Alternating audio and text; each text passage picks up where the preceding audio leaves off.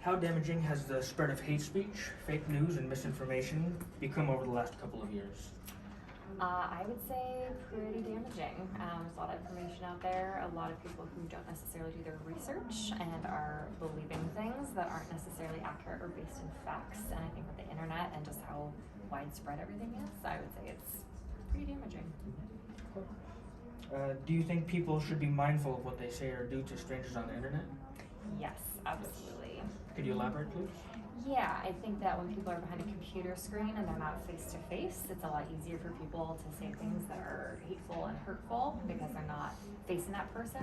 And so I think it's definitely become a huge problem in our society.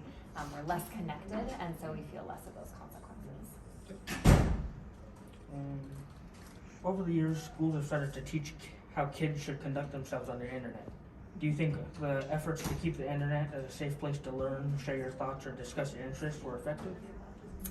I think it's becoming more effective. I think we're learning how important it is to teach students about that. I still think we have a little ways to go in teaching students how to be respectful and just aware of what they're posting online, but I think we're making good efforts. Knowing how impressionable today's generation is, do you think social media platforms should be allowed to push opinionated or what some would consider hateful content to targeted audiences? That's a hard one. There's a balance of free speech there, and what's considered hateful to one person isn't necessarily to another. So it's a balance. There are some things that are outright hateful, and I think those things, should be limited.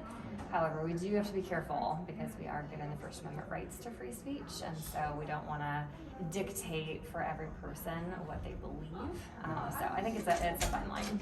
Okay. Thank you for your time. Yeah, thank you.